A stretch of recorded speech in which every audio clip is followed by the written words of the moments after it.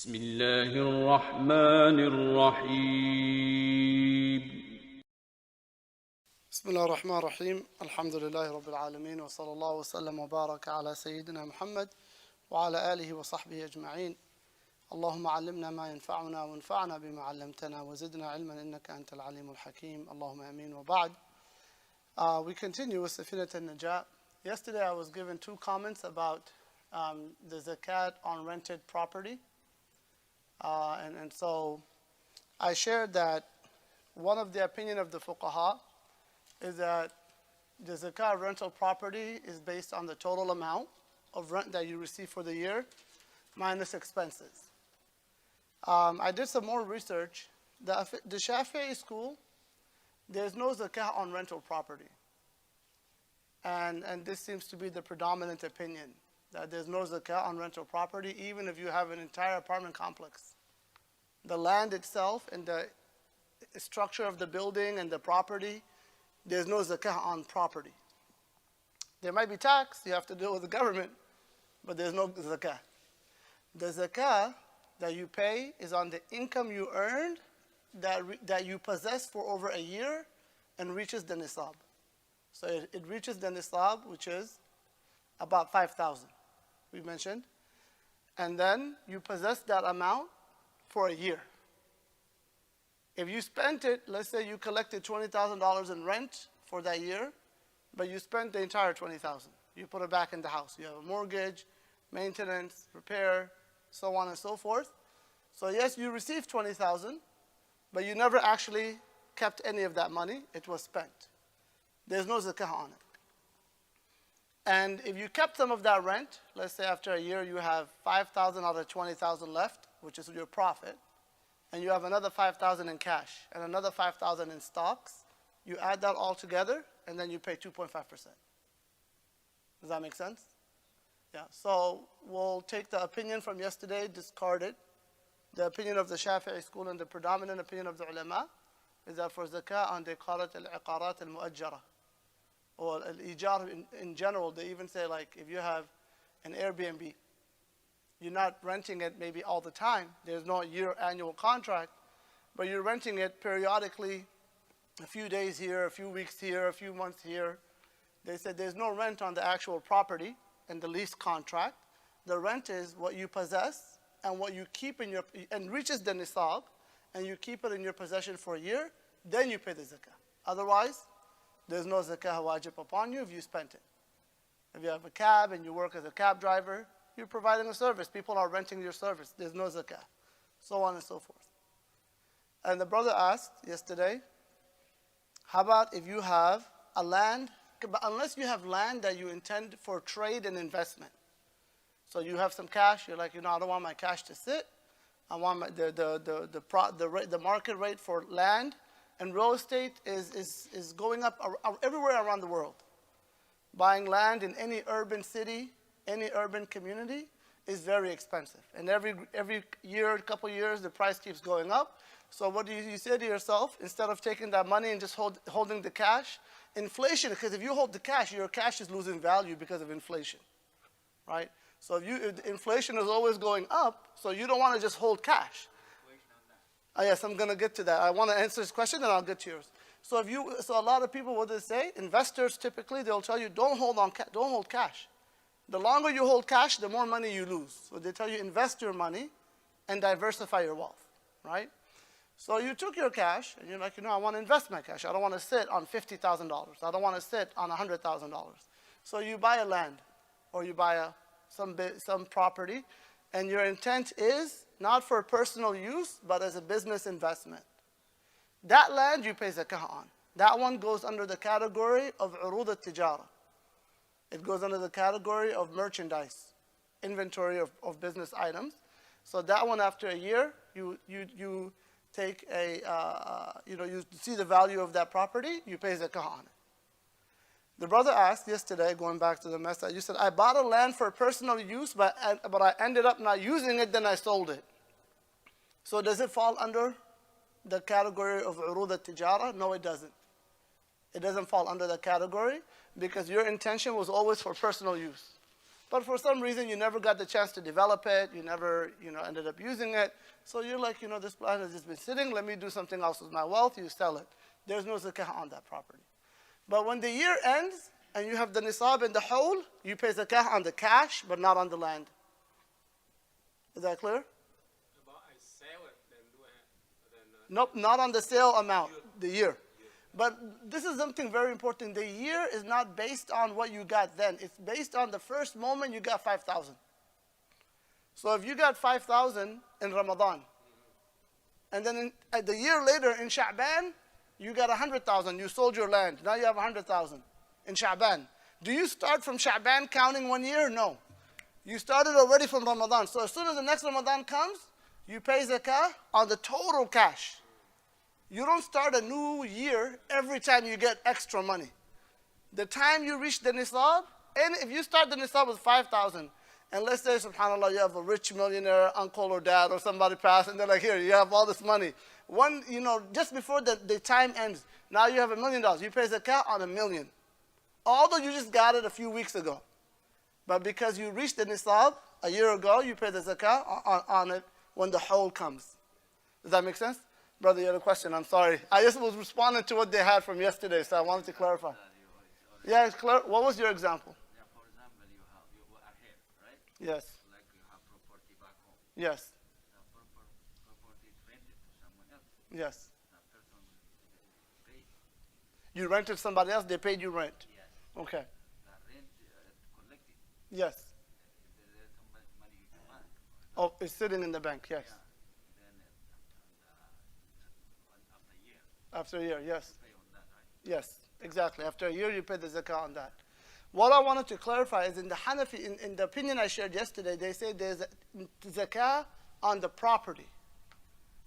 There's a zakah on the property. The majority of the fuqaha they say no, there's no zakah on property unless it's urud tijar. Unless you're a real estate investor. You're buying and selling land. Then there's zakah because it's urud tijara. Or zakah on naqd, which is cash, money. Does that make sense? But there's no zakah on property that you rent. You have a apartment complex, you buy 3, 4, 5 houses, you keep expanding your wealth. There's no zakah on that. End of the year.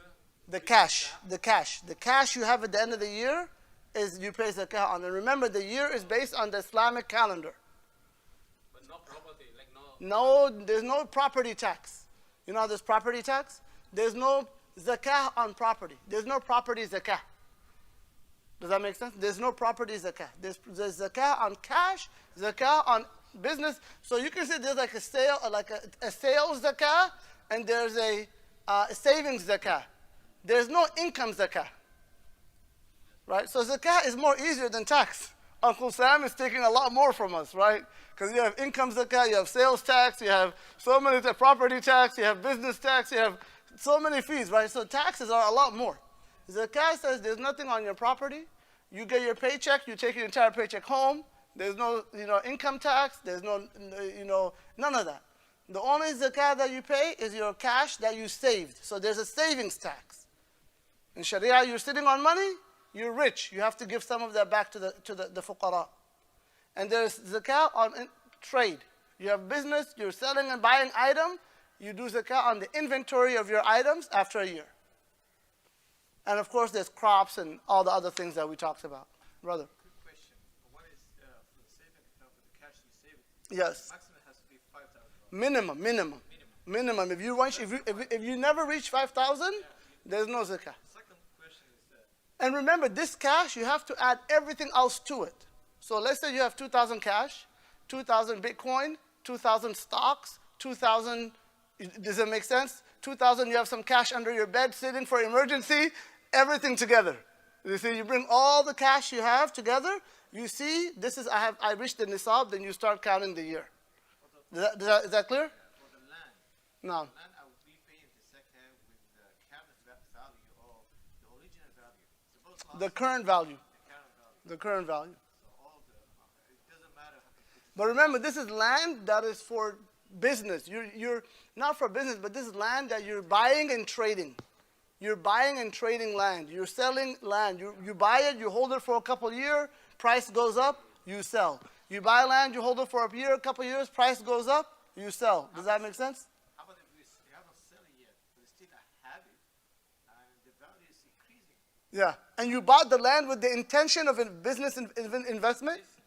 Yeah, then you pay zakah. Because at that point, it's considered urud tijara. And Sheikh Muhammad Majalli is with us. He's, I don't even, subhanAllah, al-Ma'adar Sheikh. I didn't introduce the Sheikh. He led us in Salat al-Maghrib. He's an imam in the Dallas, Texas. And mashallah, it was beautiful to have his tilawa and his presence with us. I wanted the Sheikh to give us a reminder, but he insisted yani, on speaking. He's from Yemen. That's where, that's my home, yani, that's my home, yani, my second home. I studied there, I got married there, I had my kids there, I completed my everything there. So I learned Arabic there, the Quran, everything. Yani. That's, all of this is from, even the Sheikh of the book right here we're reading, he's from Hadramaut, from Yemen. So may Allah subhanahu wa ta'ala bless Ahl al-Yemen and reward Sheikh Muhammad for his presence. Ameen. So even you buy the land to farm, right?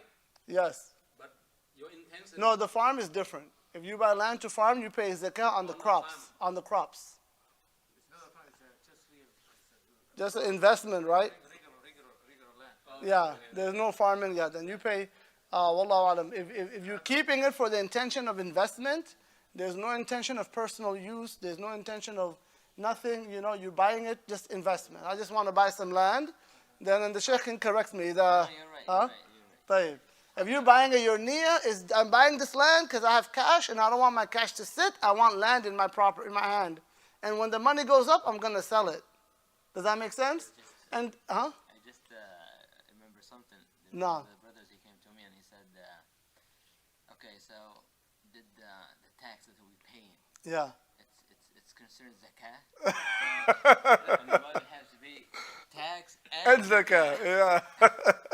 Interesting mas'ala. Very interesting. The brother said, you know, mashallah, he said, we're already paying tax, so can we just consider it zakah? Some of that money is going to welfare, some of that money is going to school, Allah, that's an interesting mas'ala. I'm not going to comment on that. I'll leave the Sheikh to answer.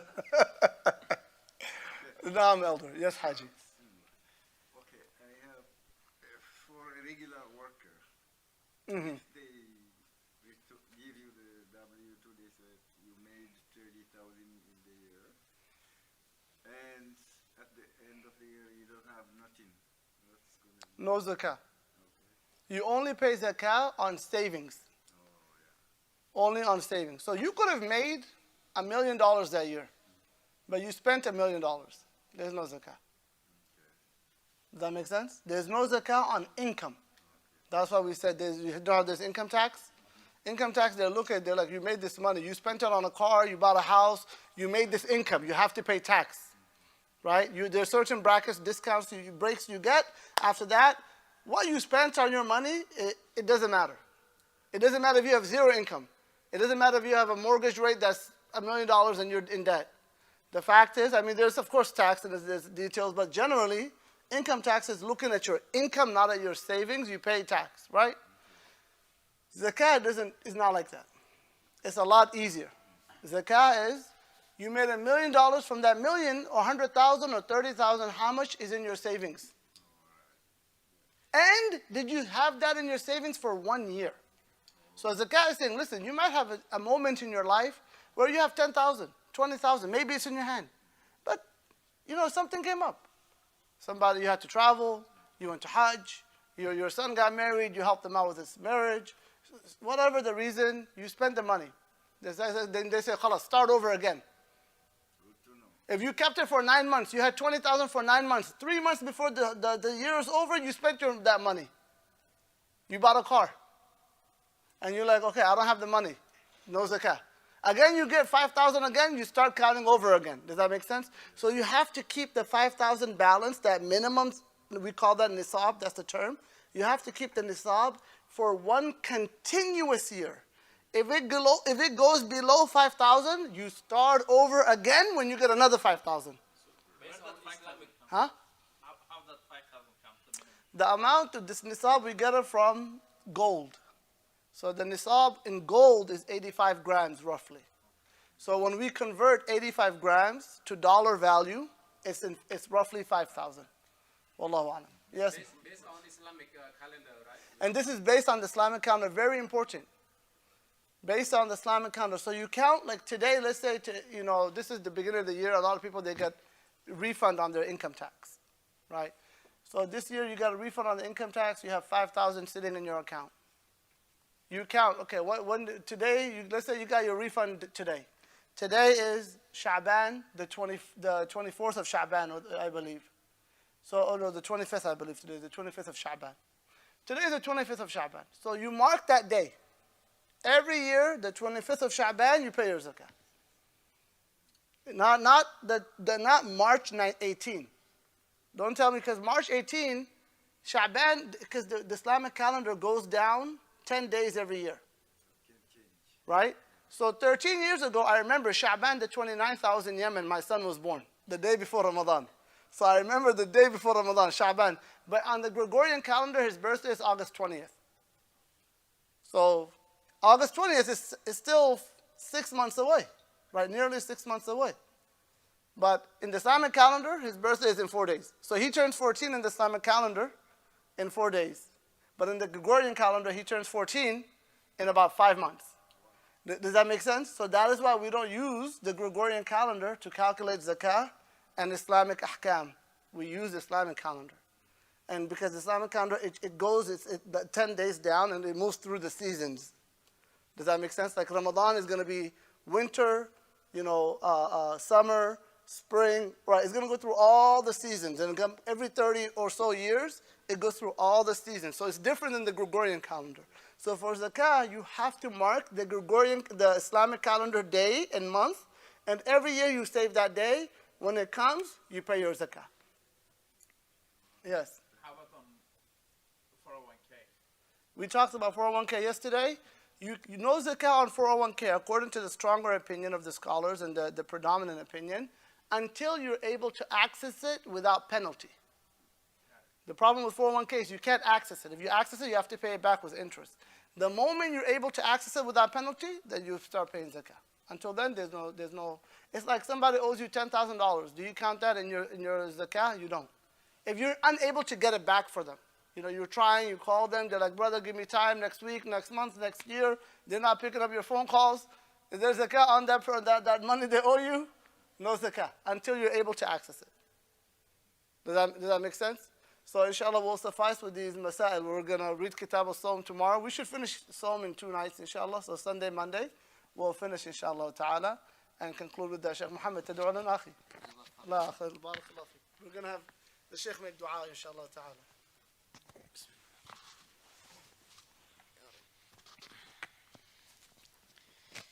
الحمد لله رب العالمين وصلى الله وسلم وبارك على سيدنا ونبينا محمد وعلى آله وصحبه وسلم أجمعين. اللهم اجعل القرآن العظيم ربيع قلوبنا ونور صدورنا وذهاب همومنا وغمومنا. اللهم ذكرنا منه ما نسينا وعلمنا منه ما جهلنا وارزقنا تلاوته آناء الليل وأطراف النهار على الوجه الذي يرضيك عنا يا رب العالمين. اللهم أرنا الحق حقا وارزقنا اتباعه وأرنا الباطل باطلا وارزقنا اجتنابه يا رب العالمين. اللهم اجعلنا هداة مهديين غير ضالين ولا مضلين سلما لأوليائك وحربا على أعدائك. نحب بحبك من أحبك ونعادي بعداوتك من خالفك يا أرحم الراحمين. اللهم ألف بين قلوبنا واهدنا سبل السلام وجنبنا الفتن ما ظهر منها وما بطن يا رب العالمين. اللهم اغفر لآبائنا وأمهاتنا والمسلمين وردنا إلى دينك ردا جميلا واختم بالصالحات أعمالنا وأعمارنا يا أرحم الراحمين.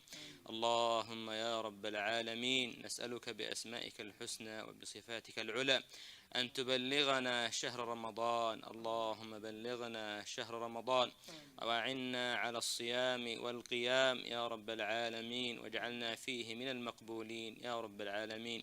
سبحان ربك رب العزة عما يصفون وسلام على المرسلين والحمد لله رب العالمين. جزاكم الله